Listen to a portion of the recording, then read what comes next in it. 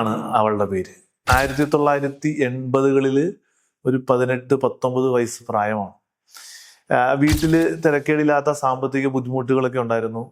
ഒരു ഇടത്തരം കുടുംബത്തിലേക്ക് 20-ാമത്തെ വയസ്സിൽ അവളെ വിവാഹം ചെയ്ത് അയക്കുക.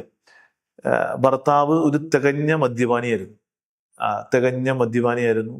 മദ്യപിച്ച് വീട്ടിൽ വന്ന ഇവളെ സ്ഥിരം മർദ്ദിക്കുമായിരുന്നു.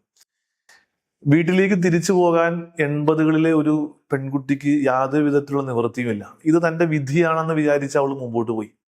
ഒരു പെൺകൊച്ചുണ്ടായി ആദ്യം, പിന്നീട് ഒരു ആൺകുട്ടി ഉണ്ടായി. ഈ പെൺകൊച്ചിന് 12 വയസ്സും ഈ ആൺകുട്ടിക്ക് 10 വയസ്സും പ്രായമായിരുന്ന സമയത്ത് ഈ ഭർത്താവ് ലിവർ സിറോസിസ് പിടിപെട്ട് മരണപ്പെട്ടു.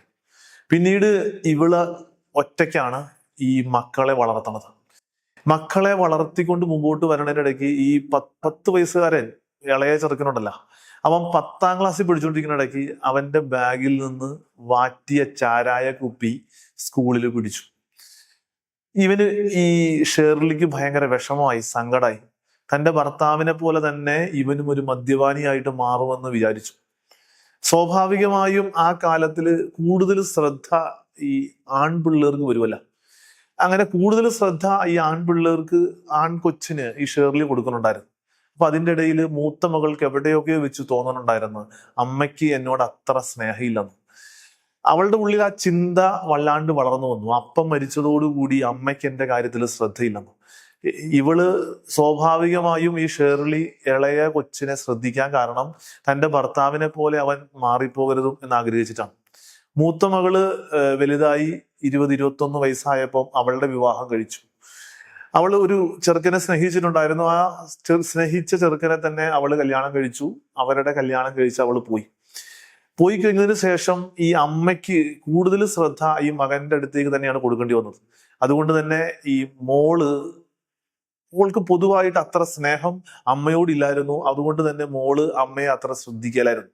ഈ മകൻ തികഞ്ഞ മദ്യപാനിയായിട്ട് മാറിക്കൊണ്ടിരിക്കുകയാണ്.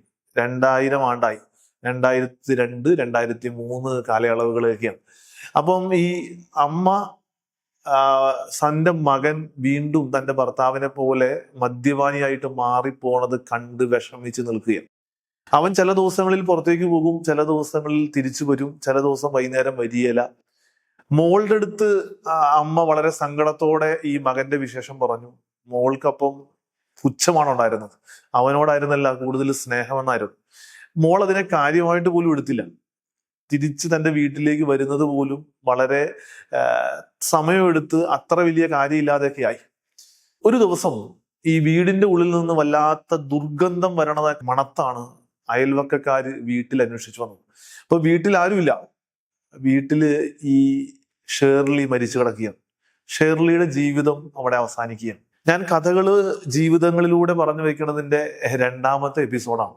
ഈ ഷേർലിയുടെ ജീവിതം ഒരു ദുരന്ത പര്യവസാനിച്ച് നിൽക്കണ ഇവിടെ ഞാൻ ഈ കഥ അവസാനിപ്പിക്കുകയാണ്. ഇവിടെ തെറ്റിപ്പോയത് ആർക്കാണ്, എവിടെയാണ് പാളിച്ച വന്നത്, ആരുടെയാണ് ശ്രദ്ധ കുറവുണ്ടായത്, ഇതൊന്നും ഞാൻ പോസ്റ്റ്മോർട്ടം ചെയ്യണില്ല. ഈ ജീവിതം മുമ്പോട്ട് വെച്ചിട്ട് ഈ ജീവിതവുമായി നമ്മുടെ ജീവിതങ്ങൾക്ക് ചില ബന്ധങ്ങളുണ്ടെന്ന് നമുക്ക് മനസ്സിലാവണമെങ്കിൽ നമുക്ക് സ്വയം പരിശോധിക്കാൻ ഈ ഷേർലിയുടെ കഥ ഇടയാവട്ടെ എന്ന് മാത്രമേ എൻ്റെ ആഗ്രഹമുള്ളൂ.